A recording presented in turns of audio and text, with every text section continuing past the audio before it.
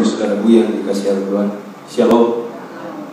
Pagi hari ini kita dalam pemeliharaan Tuhan, kita bersukacita, dan pagi hari ini juga kita diberi kesempatan oleh Tuhan untuk dinasihati, ditegur dengan kebenaran firman-Nya.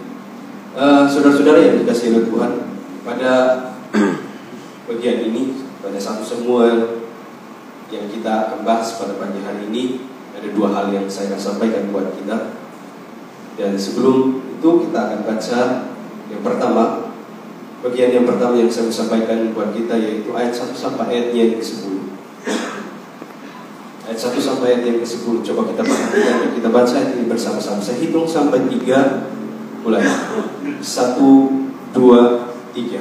Ada seorang laki-laki dari Ramataim Sofim, dari pegunungan Efraim, namanya Elkana bin Elihu bin Tohu bin Suf, seorang Efraim. Orang ini mempunyai 2 istri, yang seorang bernama Hana dan yang lain bernama Penina. Penina mempunyai anak, tapi Hana tidak. Orang itu setahun pergi meninggalkan kotanya untuk sujud menyembah dan mempersembahkan korban kepada Tuhan semesta alam di Silo. Di sana yang menjadi imam Tuhan ialah kedua anak Eli, Hofni dan Pinehas. Pada hari Elkana mempersembahkan korban, diberikan ialah pada Penina istrinya dan kepada semua anaknya yang laki-laki dan perempuan masing-masing sebagian. Meskipun dia mengasihi Hana, ia memberikan kepada Hana hanya 1 bagian, sebab Tuhan telah menutup kandungannya. Tetapi madunya selalu menyakiti hatinya supaya dia gusar, karena Tuhan telah menutup kandungannya. Demikianlah terjadi dari tahun ke tahun. Setiap kali Hana pergi ke rumah Tuhan, Penina menyakiti hati Hana, sehingga dia menangis dan tidak mau makan. Ayat 8. Lalu Elkana suaminya berkata kepadanya, Hana, mengapa kau menangis dan mengapa engkau tidak mau makan? Mengapa hatimu sedih? Bukankah aku lebih berharga bagimu daripada 10 anak laki-laki? Pada suatu kali setelah mereka habis makan dan minum di Silo, berdirilah Hana, sedang imam Eli duduk di kursi dekat tiang pintu bait suci Tuhan, dan dengan hati yang pedih ia berdoa kepada Tuhan sambil menangis terseduh. Puji Tuhan. Bagian yang pertama yang saya akan sampaikan buat kita, sebelum itu yang saya mau sampaikan untuk kita mengerti Bapak Ibu Saudara, bahwa kalau kita baca, kalau kita lihat 1 Samuel, kitab Samuel dari 1 Samuel sampai 2 Samuel, kita akan temukan 3 sosok penting pemimpin bangsa Israel yang dipilih oleh Tuhan. 1 Samuel sampai 2 Samuel kita akan temukan 3 sosok pemimpin yang terpenting buat bangsa Israel pada saat itu yang dipilih oleh Tuhan. Yang pertama adalah Samuel, yang kedua adalah Saul, dan yang ketiga adalah Daud, yang membuat Israel menjadi bangsa yang kuat. Walaupun mereka punya kelemahan, tetapi kan ketiga pemimpin ini membuat bangsa Israel menjadi bangsa yang sangat kuat pada saat itu. Tetapi pagi hari ini saya tidak akan menyampaikan tentang Samuel dan juga tentang Saul, tapi sesuai dengan apa yang kita baca pada pagi hari ini, yaitu di dalam 1 Samuel dari pasal 1 tadi, bahwa ada sebuah keluarga yang bernama Elkana yang kita bisa belajar dari sini. Dan Alkitab berkata, firman Tuhan yang tadi kita baca berkata begini, Elkana itu mempunyai 2 istri, yang satu bernama Hana dan yang satu bernama Penina. Hana tidak mempunyai anak, tetapi Penina mempunyai anak. Dan dengan apa yang ada, dengan apa yang terjadi, keadaan yang ada, Hana menggunakan kesempatan itu untuk apa? Untuk menyakiti. Penina menggunakan kesempatan itu untuk menyakiti hati Penina. Setiap kali mereka pergi untuk mempersembahkan korban, saudara-saudara, Penina mulai mengejek, mulai menghina Hana. Hana begitu merasa sakit hatinya, begitu sedih, karena memang kenyataan keadaannya seperti itu. Dia begitu sedih. Tetapi ada pelajaran penting yang kita bisa belajar dari bagian ini. Ada 2 hal penting yang saya temukan dari bagian ini, dari pasal ini, dari ayat 1 sampai ayat yang ke-10, terutama dari pasal ini.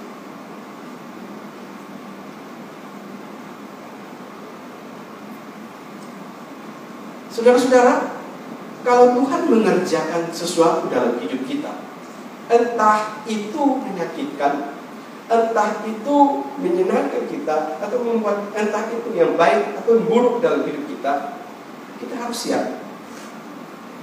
Kenapa? Karena Allah tahu sejauh mana kemampuanmu dan kemampuan saya. Makanya firman Tuhan berkata di dalam 1 Korintus 10 ayat 13, dia berkata begini, pencobaan yang kamu alami adalah pencobaan yang biasa, karena Allah karena itu tidak melebihi kekuatan.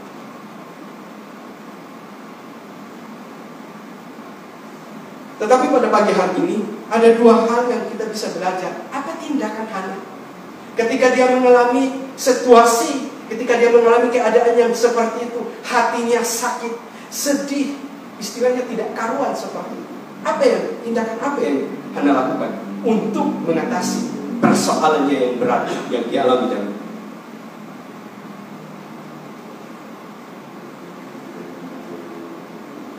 Dua hal ini harus kita punya dalam hidup. Kita belajar ketika kita diperhadapkan dengan tantangan hidup, ketika kita diperhadapkan dengan persoalan yang mungkin sama kita hadapi dalam hidup.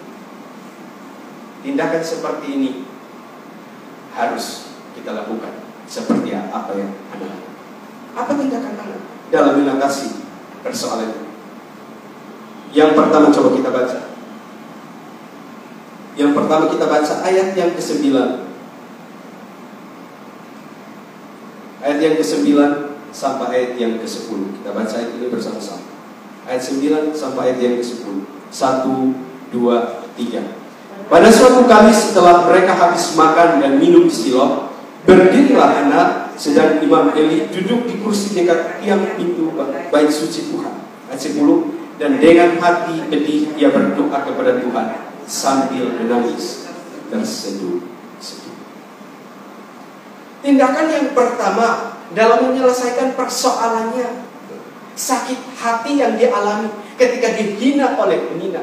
Apa tindakan yang pertama yang dia lakukan? Berdoa.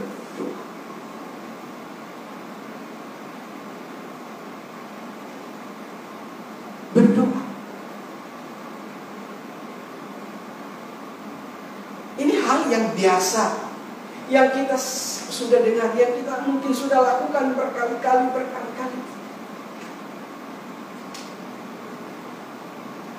Tapi tahukah Bapak Ibu Saudara bahwa keadaan itu pada saat itu Hana lagi hatinya lagi sakit, sedih.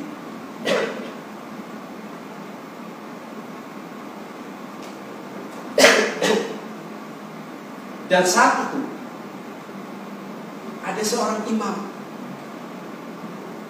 tetapi dia tidak putuskan untuk pertama kali dia berkata kepada imam, saya disakiti sama penghina. Tidak. Atau pertama kali dia putuskan, saya akan balas dendam. Karena apa yang dilakukan penghina itu bukan cuma 1 hari, bukan cuma 1 bulan, tetapi Alkitab berkata bahwa firman Tuhan berkata dari tahun ke tahun, dari tahun ke tahun. Bayangkan. Dan pilihan pertama kali yang dia lakukan, dia datang, dia sujud, dan dia berdoa kepada Tuhan.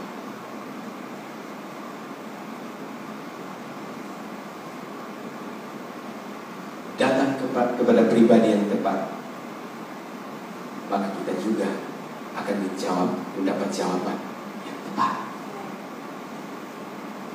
Kalau kita datang kepada pribadi yang tepat, maka saudara dan saya pasti kita juga mendapat jawaban yang tepat. Untuk itu, jangan jemu-jemu berdoa. Bertahun-tahun saya berdoa, doa saya belum dijawab. Mungkin Bapak Ibu berdoa belum dijawab. Tapi yang namanya manusianya kita, kadang-kadang kita lupa doain.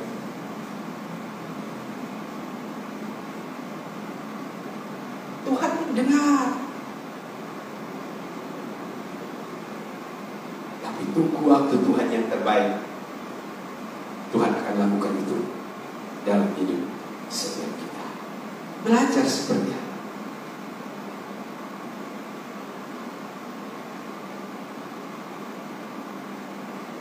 Berdoa, berdoa, berdoa.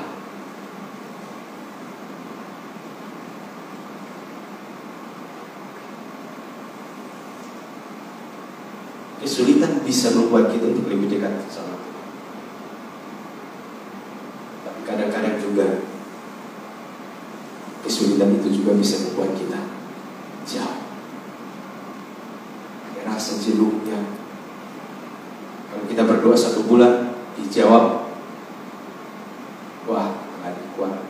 Tapi kalau diizinkan sampai 1 tahun, 2 tahun, sampai bertahun.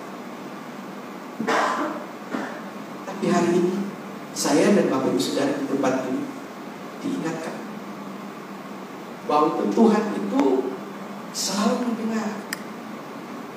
Dia tidak akan pernah lupa dengan apa yang kita inginkan.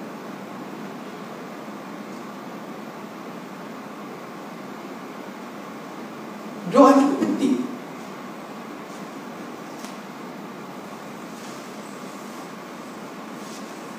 Beberapa hari waktu ini, beberapa waktu yang kita sudah lewati, saya lihat saya begitu lelah, mungkin karena banyak belajar yang persiapan untuk masuk SMP. Dan saya lihat kayak dia capek, dia lemah. Saya nasihatkan begini, suatu saat kamu akan alami begini. Mungkin tidak bisa ngobrol sama papa mama. Kenapa? Kamu capek. Kamu kerja, mungkin kamu akan capek. Kamu lemah. Kamu akan lupa suatu saat, suatu waktu. Karena keadaan bisa membuat kamu apa? Saya capek, nanti besok. Tapi satu hal yang saya mau ingatkan buat kamu, jangan pernah lupa ngobrol sama Tuhan. Kalaupun lupa ngobrol sama saya, itu tidak jadi masalah. Tapi jangan sampai lupa ngobrol sama Tuhan satu kali. Secapai apapun kamu, jangan sampai lupa ngobrol sama Tuhan.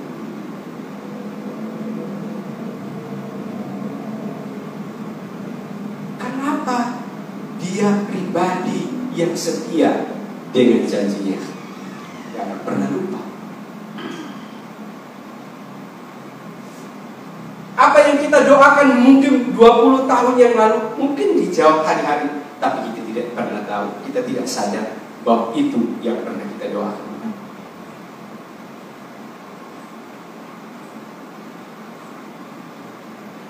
Suatu ketika saya pernah saksikan, saya dengar ibu saya berdoa buat saya. Doanya sederhana, saya lewat doa sama. Dia berkata begini setiap hari, Tuhan, saya berdoa buat anak-anak saya, berdoa buat anak saya, biar supaya dia dapat mengerti firman. Saya tunggu, namanya masih waktu itu masih anak muda, masih anak. Saya protes ketika dia keluar dari kamar. Saya berkata begini, kenapa berdoa seperti itu? Orang lain berdoa supaya apa? Anak-anaknya jadi pegawai negeri, supaya ketika mereka selesai sekolah jadi pegawai negeri. Itu kan harapan berhasil seperti itu. Tapi nggak pernah doa saya kayak itu. Yang didoakan adalah apa? Supaya saya jadi orang yang mengerti firman Tuhan.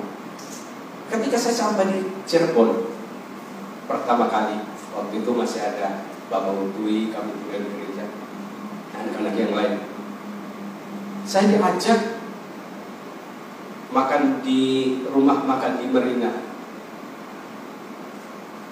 Saya ngerasa kayak luar biasa banget, luar biasa banget. Itu pertama kali. Saya tiba-tiba kok air mata saya meneteskan air mata, saya tambah sadar. Tapi saya teringat akan ibu saya. Saya teringat Dia cuma berdoa bilang, supaya anak saya mengerti firman Tuhan. Sesudah saya istilahnya mengerti firman dan dipakai Tuhan, diberkati Tuhan, saya bisa makan enak. Dia nggak ada kan? Dia sederhana, nggak nikmati makanan yang enak seperti saya.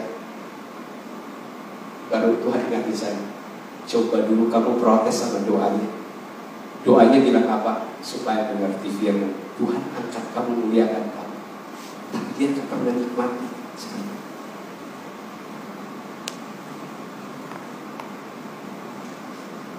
Doa itu sesederhana seperti apapun, ketika kita lakukan dengan sebaik mungkin, dengan hati yang tulus kepada Tuhan, saya percaya suatu waktu sesuai dengan waktu Tuhan, Tuhan pasti menjawab.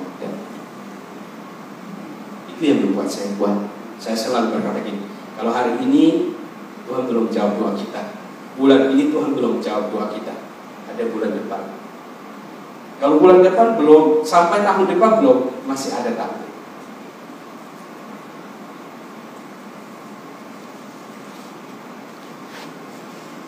Tapi masalahnya yang kita hadapi hari-hari, ketika kita dalam persoalan, apa yang kita putuskan? Pertama kita cari orang, pertama-tama yang kita lakukan adalah, atau pertama-tama yang kita lakukan, kita datang ke sana. Kita datang kepada pribadi yang tepat supaya memberikan jawaban yang tepat dalam hidup. Seperti apa yang Anda lakukan?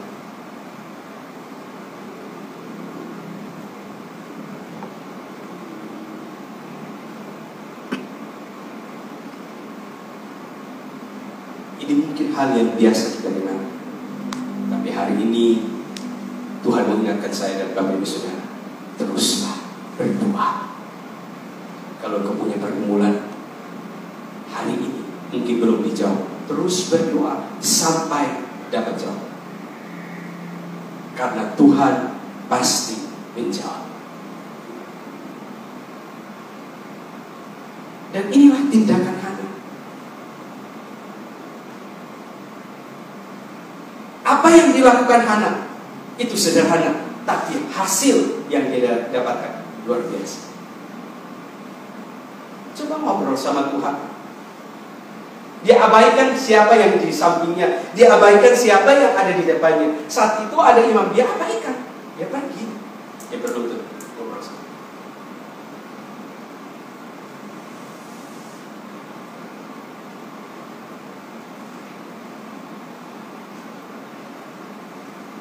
Hari ini apapun masalah,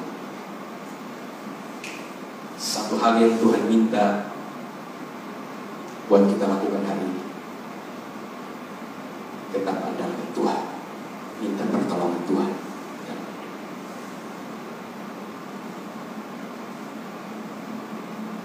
Hari ini apapun yang kau alami dalam hidupmu,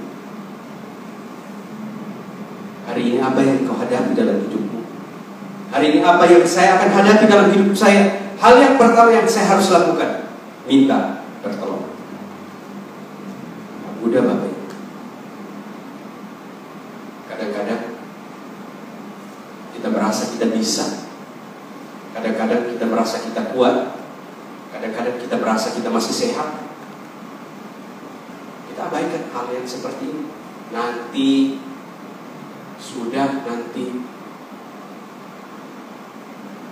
apalagi masalah itu bertubi-tubi, tentang itu bertubi-tubi, datang kita hadapi satu selesai satu.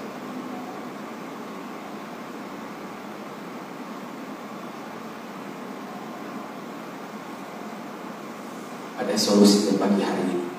Kalau Anda bisa lakukan itu, Tuhan bisa membalut luka hatinya dengan memberikan jawaban kepadanya. Hari ini saya mengingatkan kepada setiap kita, termasuk diri saya, bahwa ketika saya datang dengan hati yang benar, sungguh kepada Tuhan, Tuhan juga akan lakukan hal yang sama terjadi. Jangan terus bertanya, kenapa sih saya tidak seperti orang lain?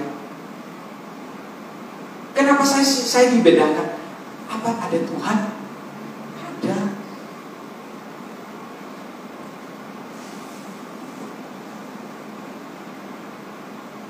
Ini tindakan pertama yang Hana lakukan. Yang kedua yang kita bisa lihat, kita baca ayat ini bersama-sama. Ayat 14. Apa tindakan Hana ketika dalam persoalan dihadapi dan mendapat solusi. Yang kedua, kita lihat ayatnya yang ke-14. Ayat yang ke-14 sampai ayatnya yang ke-17.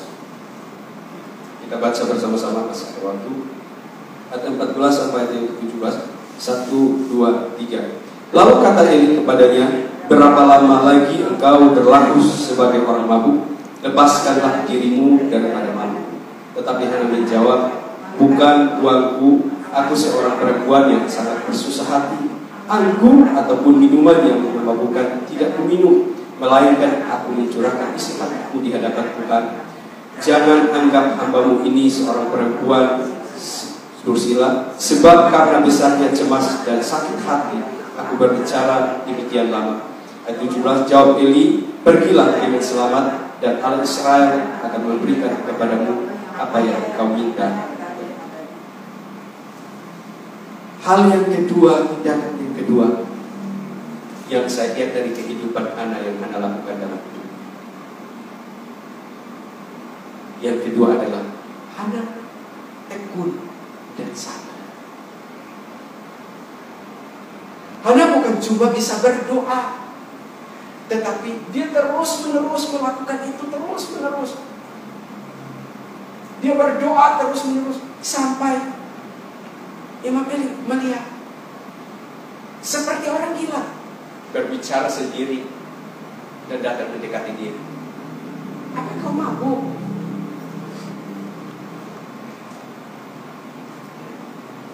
Tapi apa yang Hana jawab? Tidak mau. Tapi aku lagi bersusah hati. Aku mencurahkan isi hatiku kepada Tuhan. Tahukah Bapak Ibu Saudara, dalam setiap kehidupan kita yang sering terjadi, kalau kita punya masalah, pasti yang terjadi adalah cepat marah. Orang kalau alami masalah, pasti cepat emosian. Dan ini bisa terjadi buat Hana. Dia lagi berdoa baik-baik, yang datang bukan orang biasa. Imam Eli berkata, Hana, kamu seperti orang gila. Coba bayangkan.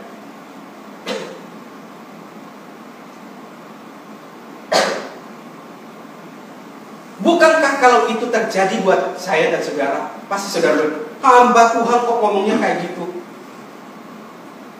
Lihat orang berdoa, bukannya ngedukung, justru datang marah-marah, bilang saya orang gila lagi. Pasti seperti itu. Tapi apa yang dilakukan? Dia sabar. Saya bukan orang mabuk, saya tidak minum anggur, tetapi aku mencurahkan isi hatiku kepada Tuhan. Sabar. Dia tekun. Dia terus berdoa, terus berdoa, terus berdoa. Tidak dipengaruhi dari keadaan, situasi yang ada, orang-orang yang ada. Tapi dia tekun, terus berdoa. Dia sabar. Apapun yang dia dengar, dia tidak emosi. Sampai keluar satu perkataan daripada Imam Eli, berkata begini, pergilah dengan selamat, dan Allah Israel akan memberikan kepadamu apa yang kau minta.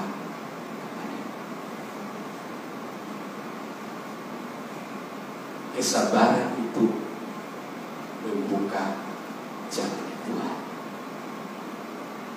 Sabar. Hari ini mungkin usaha Bapak Ibu berusaha, tapi udah berdoa, udah berusaha, tapi sepertinya berat, gak ada jalan keluarnya. Coba tambahkan ini, terus berdoa tapi sabar, karena janji Tuhan ya dan amin. Cuma masalahnya kita sabar, kita tunggu ada jawaban daripada Tuhan. Seperti waktu itu Hana, dia lagi berdoa terus, tekun.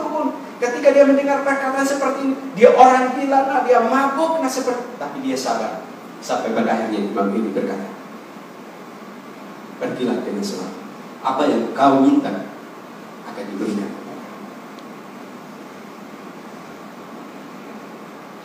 Sabar untuk menantikan janji Tuhan. Suatu waktu, suatu ketika, pasti kita. Karena dia bukan Allah yang berdusta, dia Allah yang menepati janji. Kapanpun, cuma kita sabar.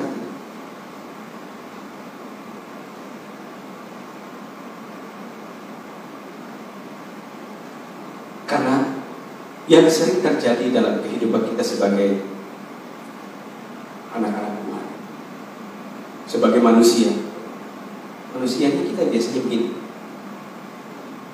Kalau kita diberkati, kita sombong. Tapi kalau kita nggak diberkati, atau doa kita belum jawab, apa yang kita lakukan? Kita pasti betul-betul bersujud. Dua hati. Makanya harus kita sabar supaya kita bisa jaga hati.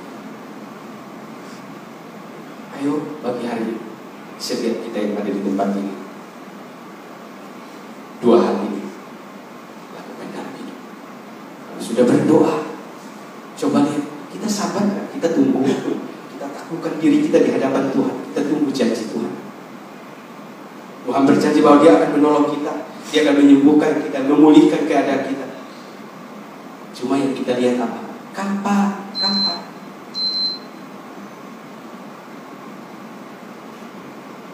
Tekun dan sabar. Tuhan pasti memberkati. Tuhan pasti memberikan jalan keluar. Bagian yang kedua, kita mau lihat bagian yang kedua.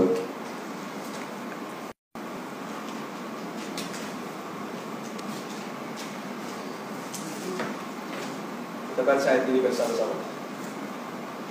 ini bersama-sama. Bagian kedua.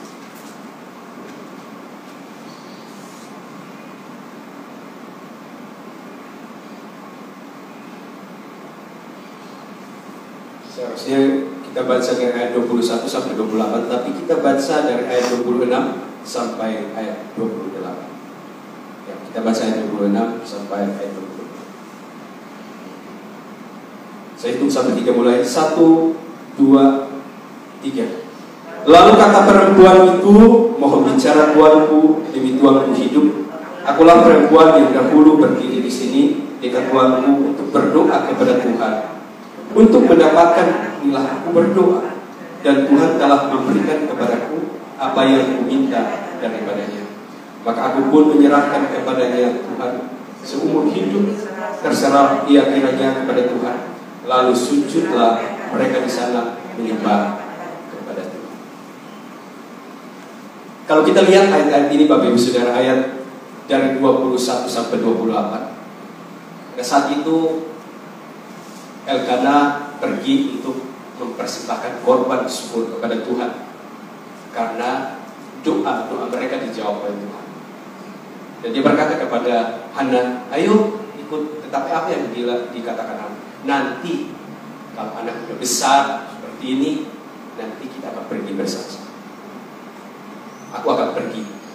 Dan kita lihat dari ayat 26 sampai ayat 28 ini, di sini ada satu hal yang Hana tidak lupa dalam hidupnya ketika dia menerima kebaikan Tuhan. Hana tidak lupa apa yang Tuhan sudah pernah lakukan. Makanya dia berkata begini, dulu aku pernah berdiri di tempat ini meminta kepada Tuhan dan Tuhan memberikan kepada aku. Hana tidak lupa dengan hal itu. Tetapi kenapa Hana bisa tidak lupa dengan apa yang Tuhan sudah perbuat dalam hidupnya? Ternyata ada satu karakter, ada satu sikap yang saya temukan dalam kehidupan Hana, yaitu Hana itu adalah seorang pribadi, wanita yang komitmen dengan perkataan. Hana itu adalah wanita yang komitmen dengan apa yang dia katakan. Dia berkata kepada Tuhan, anak ini akan aku berikan kepadamu. Dia bernasar, kalau Tuhan memberikan kepadamu, aku akan memberikan kepadamu. Dan kita lihat ayat 26 sampai 28. Dia datang, dia mempersembahkan anak kepada Tuhan. Komitmen dengan apa yang dia katakan. Untuk kita bisa ingat kebaikan Tuhan dalam hidup setiap kita. Salah satu hal ini tidak boleh kita lupa dari komitmen dengan apa yang sudah pernah kita katakan. Kita kadang-kadang begini, cepat berkata, nanti aku akan berpuasa selama 1 bulan. Nanti aku akan berdoa, saya akan berdoa selama 1 minggu. Nanti saya mau mengasihi Tuhan lebih sungguh. Itu kan perkataan-perkataan kita. Itu baik. Nanti saya akan ibadah setiap minggu, bahkan kalau bisa setiap hari. Itu baik. Tetapi semuanya tidak akan berarti. Semuanya tidak akan ada artinya kalau apa? Saya dan Bapak Ibu Saudara tidak punya hal ini. Komitmen dengan apa yang kita sudah katakan.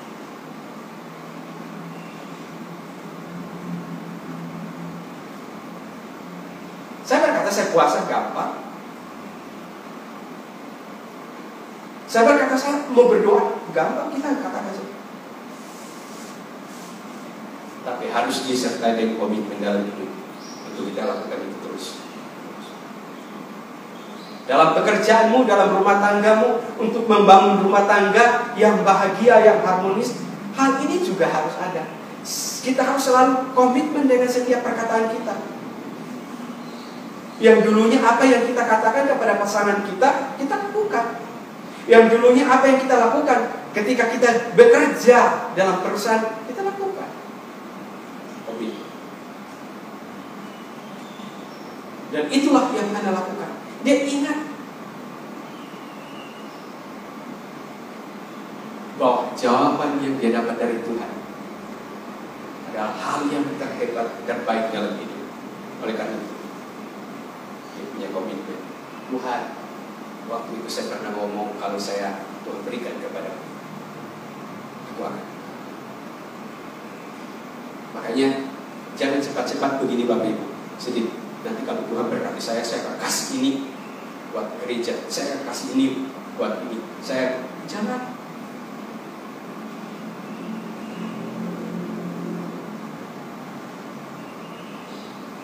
Karena itu waktu itu bisa mengubah kita. Kadang-kadang kita berkata seperti itu, tapi sudah itu kan. Tiba-tiba ada kesulitan. Kalau kita tidak bisa lakukan sesuatu, gak usah banyak dulu. Kalau saya tidak bisa dapat memberi hari ini, saya gak usah, waktu gak mau banyak ngomong, diam aja.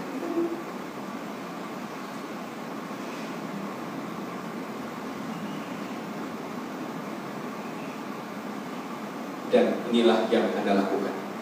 Dia bisa ingat kebaikan Tuhan. Tuhan lakukan perbuatan yang ajaib. Oleh karena itu, apa yang dia lakukan, dia harus komitmen lakukan apa yang dia pernah katakan kepada Tuhan. Yuk, tapi hari ini mari kita kembali dengan setiap apa yang kita lakukan. Tuhan Yesus